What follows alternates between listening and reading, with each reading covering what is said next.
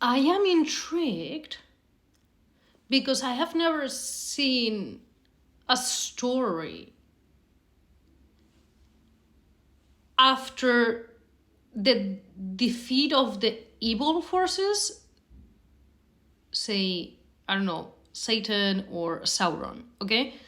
Take the Bible as if it weren't true, okay? Say that you are an atheist, you were raised on Catholic or Christian, whatever, and you're like, nah, I reject that, okay.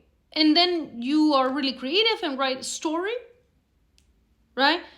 Everything is always revolving evil. If there is no evil, then there is no story. Okay? But what happens after the defeat? Everyone gets stuck on what happens after the defeat of the evil. Because it appears to me that the good is boring, that within the good there is no challenges. And if everyone's happy and everything's perfect, first of all, that's not true.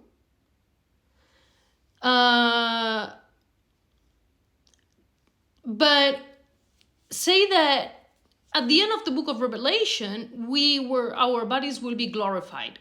What does that mean? There will be no evil, there will be no sadness, there will be no death. So you would think that you will get enough of that, right? I think that is the crippling fear of people about death and immortality. Everyone wants to be immortal, but you keep on being an asshole. It makes no sense to me. So why would be inclined to think that the good is boring, right? Because there is no challenges, but there are challenges. The challenges are within you. Imagine that we are immortal. So you have all the time of the world. So you're not in a hurry. That's the first weakness about immortality. You get bored because you have all the time of the world.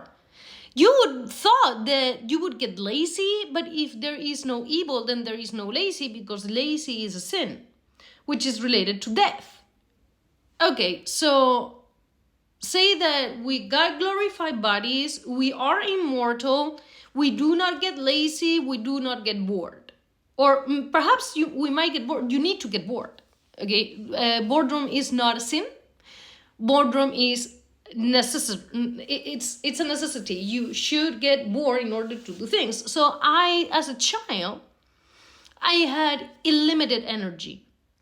Nobody would pay attention to me, so I got entertained on myself. So I would look around. And my mother would ask me, what are you looking for? And I would say, I'm not looking for anything. I'm finding with what to get entertained. So I'm not scared of immortality. I'm not scared of that, because I know from a fact, from my life, that being happy and getting bored, boredom is just a little bit itchy.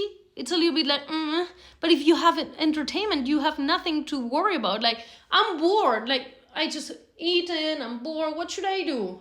I could paint, I could read, I could go for a walk. If you have things to do, if you're free, which we aren't, then you don't get bored because you have things to do. That is the trick of this life. They restricted our freedom, so when we get bored, we get depressed. But if we get to be immortal, that boredom will be quickly, you would not even practically feel it, because as soon as you get bored, you will get like, oh, I could drive my bike, or I could travel to see my friend, or I could do this, I could do that, I could be. If you are free, you won't get bored. If you have already fulfilled getting to know yourself, what you like, what you enjoy, what you want to do, right? They have put us this fear of, and this no, it's not really a fear, they have developed a manipulation of our perspective on life based on boredom. You are not free. You don't have money. If you have money and you have a car, then you can drive around and get entertained. If you have money, you can buy artistic supplies. Art and photography has always been for the rich. Has always been for the rich. You have to know this. I studied history of arts for a little while. Then I studied photography, and within photography, an infinite list of photographers, and they were all rich or architects. And it's a pattern. Okay, it's not me making it up or being exaggerated. It's a fucking pattern. Because it takes money. The more money something takes that you enjoy, the more restricted you will be. The more restricted you will be means that you will only be able to focus on one thing because you don't have the means to entertain yourself with a bunch of other stuff. When we get restricted on what we can do or cannot do, our skills into developing that hobby or that thing that you want to achieve gets limited. You cannot do it because you don't have the time and you don't have the money to get the supplies. So what do? Dumb scrolling. So when you would be free, you wouldn't get lazy because you could do anything you want. And if you have all the time of your life, then you will have, if you're immortal, you have this immense possibility of being anything you ever wanted, because you will have the time, the energy, and the freedom to develop any skill that you ever wanted. You can be anything you ever wanted, but not now. Not now, because they have enslaved us. And if you knew, it has been happening since it's our history. We're slaves.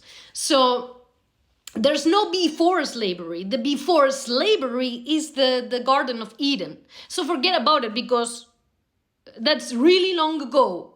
That time is long past, and that will never happen again. What will happen is the new Jerusalem, the new world, when there is no sin, when there is no evil, when there is no deception, when there is no temptation, where you're free, right? So do not stress. I mean, at this point, there is no need for you to stress, ever, because you don't belong here. So if you want to get better on sculpture, on painting, on talking, on being, on anything, you were never meant to know knowledge. You were meant to develop knowledge, but not having the awareness of the idea of knowledge, because it's too much to fathom for your brains. If you start thinking about knowledge as a concept, you get trapped. You can't. It's a trap. It's a trap. There are paradoxes and things in reality that our brain cannot understand.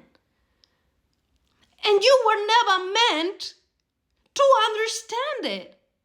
Happiness appears with limits. You have to learn to paint inside of the circle.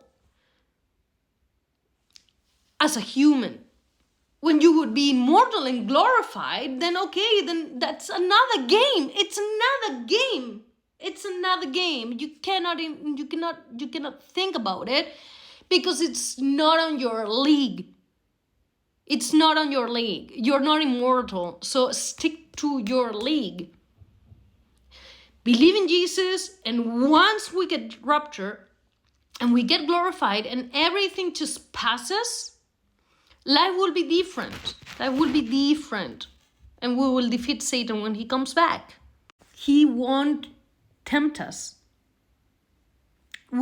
He won't. If we survive this, he won't take us 1,000 years later.